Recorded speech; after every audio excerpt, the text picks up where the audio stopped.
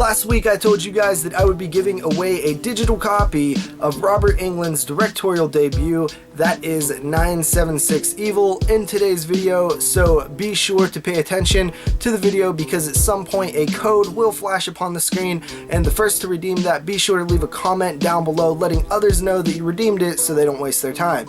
Be sure to subscribe and hit that bell notification so you are the first to the video and better chances of getting a digital copy. And with that said, let's jump into today's Top 5 Friday.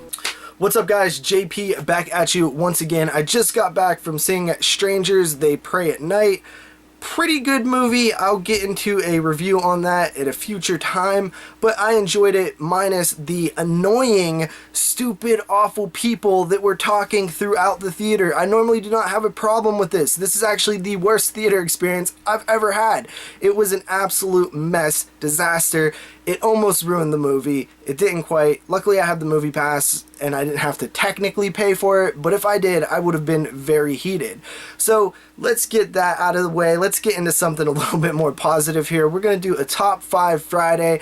This is actually a pick of a theme from me. I decided to go with this one. I told the guys we should do this, and it's basically recommendations. This is not a true top 5, like these are not my top 5 recommendations of all time, but it's just a video that we decided we would do every few months where we would just make an easy video just showing you guys some stuff that you might not have heard of. Basically how I came up with my picks for this is I wanted to pick films that many people haven't seen. So although some of you guys might have seen some of these flicks, I don't think that many of you have seen all of these flicks, and all of them are good to varying degrees. I tried to pick a wide range of stuff. I wanted to hit a few subgenres, some of the popular subgenres. I wanted to hit some older stuff, some newer stuff, some in-between stuff. So that's kind of what I picked here. These are all solid films. These are good films. These are films that you should check out if you haven't seen them. Let me know in the comments down below which one sounds the most interesting to you, and let me know if you've seen any of these. Coming in at number 5, we have the Centerfold Girls. You can pick this up from Dark Sky Films. We did a podcast on it a few years ago and had a good time with it. The Centerfold Girls is a film that came out in the year 1974. It's what many would consider a proto-slasher. A proto-slasher is a film that has a lot of slasher elements but not quite fully developed into the traditional slasher film that we saw with Halloween. Usually films that take place or came out before Halloween are considered proto-slashers, and the Centerfold Girls is one of those. It follows a group of Centerfold girls who go out to this island or this like mysterious little area, and there's basically a religious psychopath that starts picking them off with a straight razor. It's pretty cool. There's a lot of like nudity and definitely feels like an exploitation film. It's one that I don't hear many people talk about. It's not the best film in the world, but it's definitely very cool to see a film like this that came out, you know, way pre-slasher. It's one of the proto-slashers that people don't really talk about. So I recommend you guys check out the Centerfold Girls. It's pretty cool. Coming in at number 4, we have 2012's The Battery, and this is the Scream Factory release here. So a lot of people have probably heard of this one, but I feel like a lot of people didn't pick this one up when it was released. It was released really close to the Halloween box set, and this is one of the cooler Scream Factory contemporary releases. A lot of them are hit and miss, especially once they got into the IFC territory where there's so many of them, but this was back when they were still just barely releasing the contemporary films. The Battery is a zombie film. It was shot on a meager budget, and it follows two people who were on a baseball team together. They weren't necessarily friends, but they had a workmanship type relationship, a teammate relationship, and these guys are stuck in a zombie apocalypse. It's a very simplistic film, but it is one of the best zombie films I've ever seen. It's very reminiscent of George A. Romero style zombie films, which I absolutely love. The Godfather of zombies. Everybody knows Romero's films were the best, and The Battery is very similar to them. It has this feeling of impending doom, and these characters are stuck in this situation, and it just seems to be going from bad to worse, and it all kind of wraps up in this very climactic scene. There's all these cool moments in the film that really kind of showcase people and what they are like in high pressure situations. It's a very, very contained horror film. I absolutely love it. If you've never seen The Battery, definitely check it out. Coming in at number 3, we have Hunger from 2009. This was released under the Fangoria Fright Fest. Now, you might be thinking to yourself, I've seen a couple of those Fangoria films and they're bad. And you're right, a lot of the Fangoria releases are not good. Some of them are actually atrocious. Some of them seems almost like a crime that they released this and expected people to pay for them. Hunger is the exception in this category. Hunger follows a group of strangers who wake up in a well. There's not much around them except for a clock on the wall and some barrels of water, and they have to figure out why they're there. They soon realize that the clock is not counting down seconds or minutes, it's actually counting down days.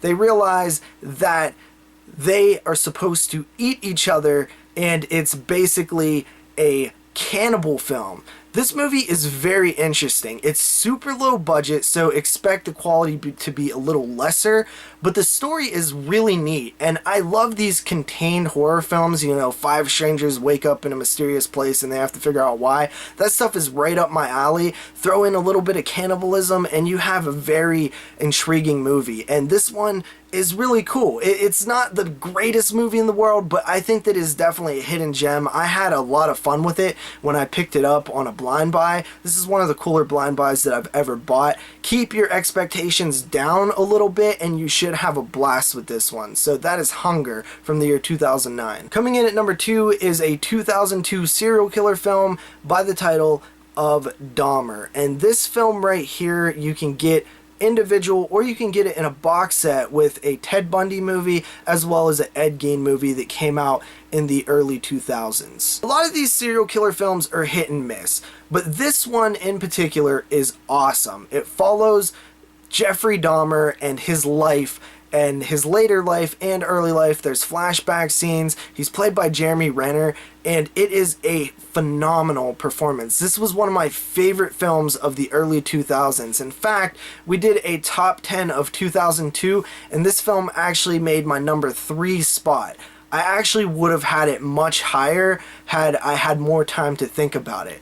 This movie is shot amazingly. It's acted amazingly. The story and pace and storytelling, direction, all that stuff is so well done. If you've never seen Dahmer, definitely give it a shot. There are a ton of Jeffrey Dahmer films. There are a ton of serial killer films. I'm telling you that this is one of the best. Speaking of serial killers, coming in at number 1 is a film that I feel a lot of people have not seen, and that is 1983's Angst. This was put out by Cult Epics. The Blu-ray is a little pricey, but if you can get your hands on it or find it streaming, you definitely should. I do recommend this Blu-ray though. Angst is a film about a serial killer who is severely messed up in the head. He's based on a real-life murderer, and this film is following this character as he is going through his horrific crimes. The film hasn't been seen by a ton of people because it really wasn't available in the United States, and it was not available in its uncut form since the original release until Cult Epics put out this Blu-ray. It inspired a ton of filmmakers. Gaspar Noé, the director of Irreversible, said that this is one of his biggest influences, and you can definitely see when you watch Irreversible that he was influenced by this film. He said he's watched it over 40 times. I can't even imagine watching this depressing movie 40 times, but Gaspar Noé made Irreversible. The shots in this film are absolutely amazing. The visceral violence, absolutely amazing. It is a film that will get under your skin. It's a film that is shocking. It's depressing. It's vile. It's gross. It's amazing. If you've never seen it, check it out because it is one of the best movies I have ever seen. In fact, I recommend this film to people all the time. It's not for everybody. If you don't like art house, depressing movies, you're probably not going to like this one. But if you are into the little bit of darker tone films and you are curious about amazing filmmaking, check out Angst. I highly recommend it. I cannot say that enough. Alright guys, I hope you enjoyed the video. If you did, please leave me a like, and next week I'll put another digital copy in the video. Next week we're going to put a digital copy of Eli Roth's The Green Inferno, because next week we're actually doing a podcast on Eli Roth and we're covering this film. Brand new, just bought it, so the digital copy will be in next week's video. Thank you guys so much for your support. I truly love you guys. You guys are amazing. Thank you for the comments. I will get back to you guys. I've been really busy and haven't been commenting back lately, but they're coming. I'm going to answer everybody very shortly. So see you next time. Peace.